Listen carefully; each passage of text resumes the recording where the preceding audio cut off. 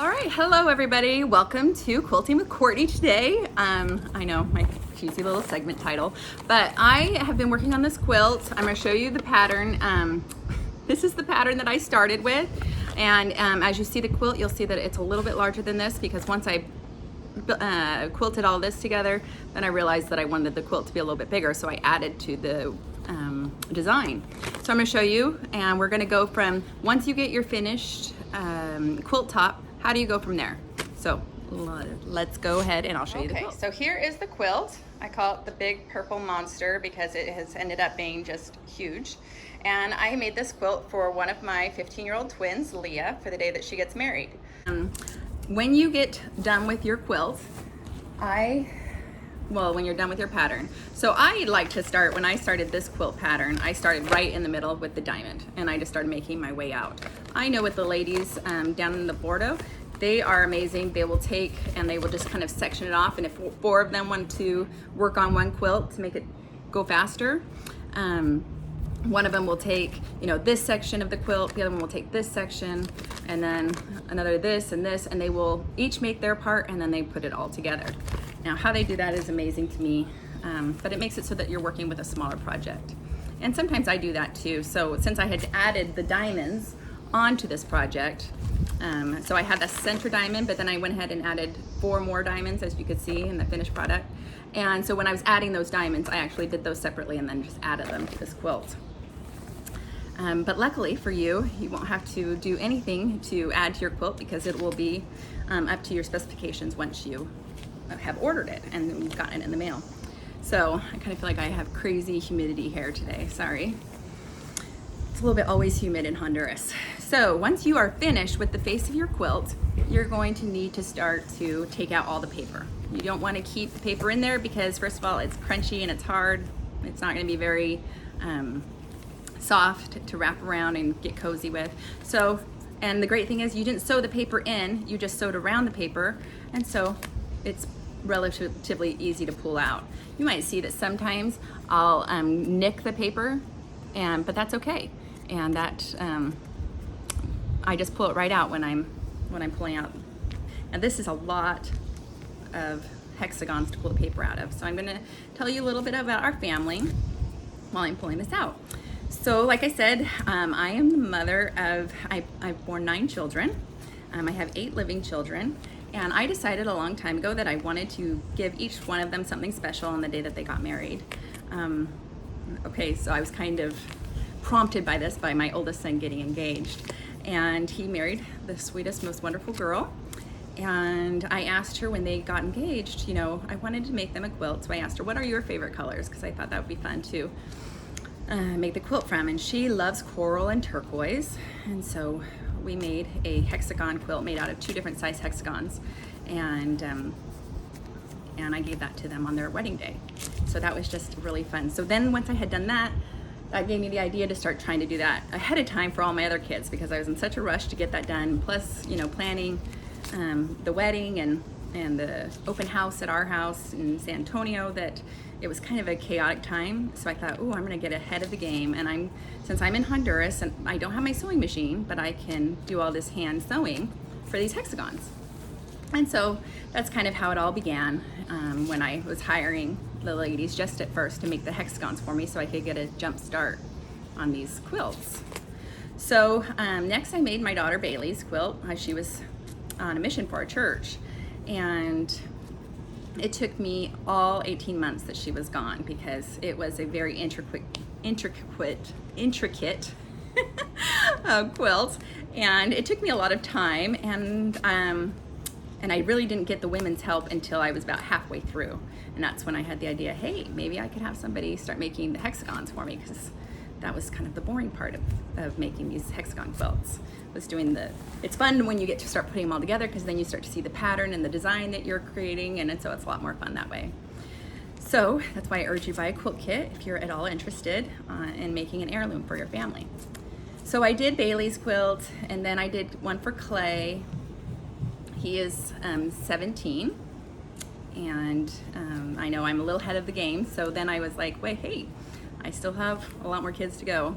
So I then made my first, I have twins that are 15, Leah and Lexi, and I made Lexi's quilt, and I kind of had asked her, well, what are your favorite colors? And she told me that she loves pink, so I made her a pink wreath quilt, and I'll show that to you later on.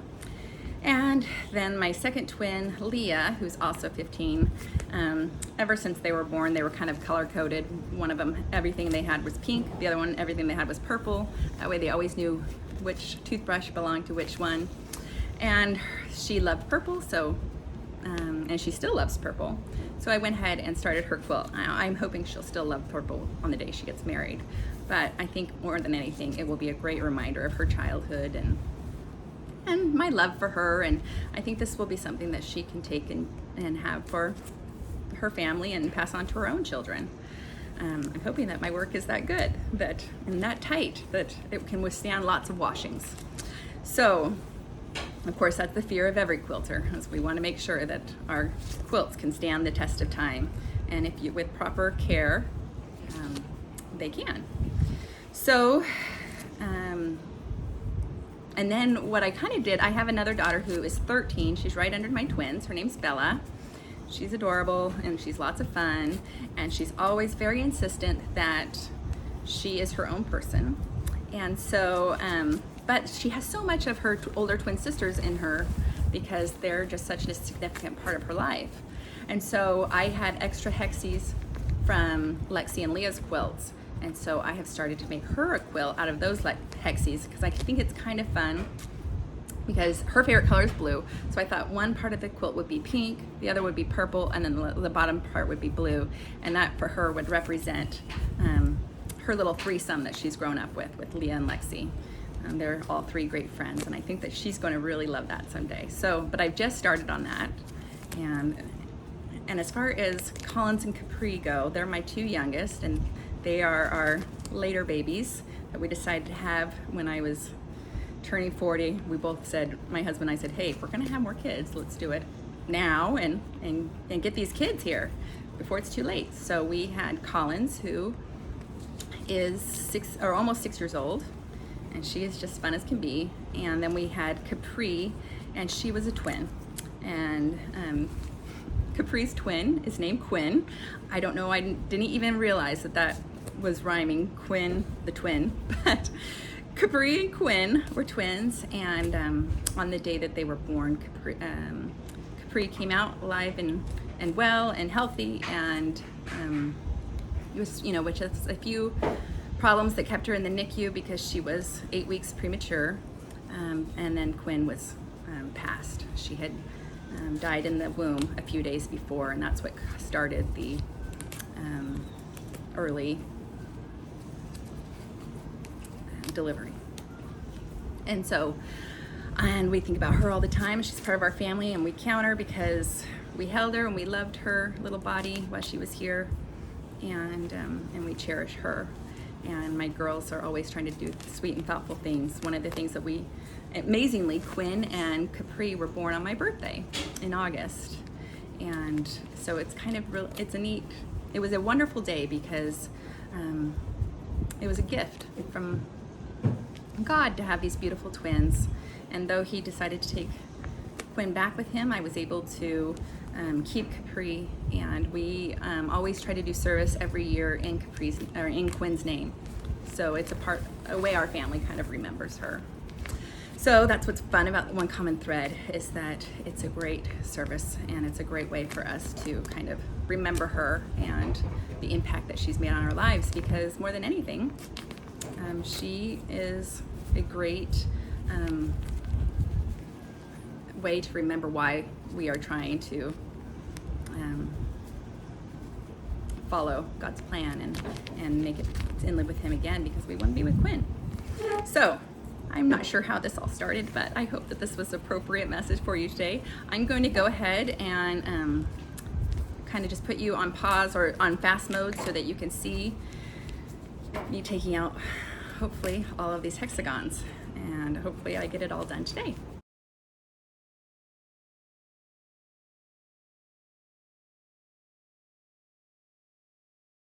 Okay guys, here we are about 2 hours later, and I am still working on taking out the paper. Quite a nice little stash of paper going on, and this is how it'll be for you. You'll have tons and tons of extra. And now I'm gonna go ahead and start trimming the edges because I wanna have a nice square quilt. And obviously, once you have a hexagon all sewn, you don't have a very straight side edging. So I'm gonna go ahead and cut that, and we will then move on to ironing. So exciting.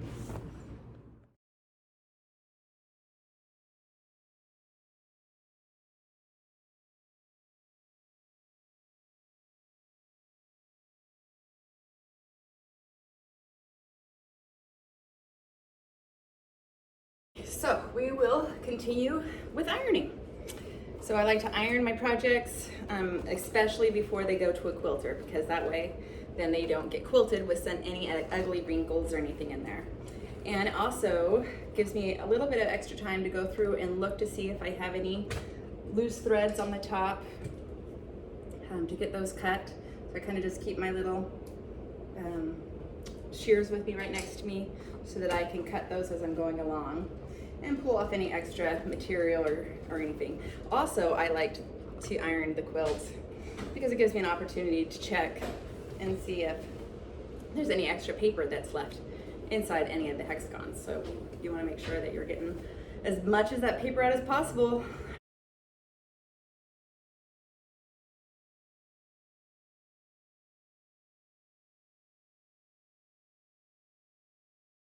Okay, so I have my quilt top all ironed, and I'm going to go ahead and I laid out the bottom of the quilt. This is just a minky fabric. It took me about 3 yards to make a bottom for the purple monster because that's such a large quilt. But you shouldn't usually have that large of a quilt. It should only take about 1.5 yards, 2 yards for you to have a backing for your quilt. So I laid it out on the ground, and now I'm just going to measure it up, put it on my top of my minky. If you live in a colder climate, you can always put in some sort of batting, or here they say wata, and I recommend that if you live in a northern climate and you want a thicker quilt. We just like to do nice light quilts, especially because we're doing them all in Honduras, and it saves us a little bit on our shipping if they're not so heavy, and because we're just used to living in warm climates, we can't imagine sleeping with anything too thick. So, and these are usually more decor items than they are using them as an everyday item. So I'm going to go ahead and put the quilt top onto the backing, and then we will pin it all together. A rule of thumb, most quilters like for you to have 3 to 4 inches around the entire quilt face, so that they have some room to work when they're quilting them together. So you want to have your bottom piece 3 to 4 inches wider and longer than your quilt top. Okay, so here we go.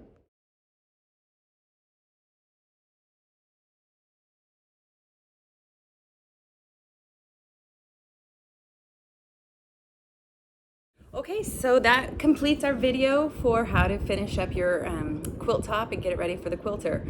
A lot of people can also quilt their own at home or on your machine if you have a quilting machine, or sometimes just do it by hand on your own sewing machine. Good luck with that. I personally am not capable enough to do that, but I know that it happens. And I just realized I am profusely sweaty because it is nice and warm here in Honduras. So hopefully that helps you, that gives you some ideas, and I'm really excited because now I have 1 more quilt done and I only have 3 to go. So thanks for being with me on this journey, and hopefully I've given you some helpful clues on how to finish up your quilt top once you get it done, and get started on your next quilt kit, because they're a lot of fun and they're a great thing to start on, share with your family. I've already started on Bella's quilt, and I'm sure we'll have some videos about that in the future. All right, thanks so much. Bye-bye.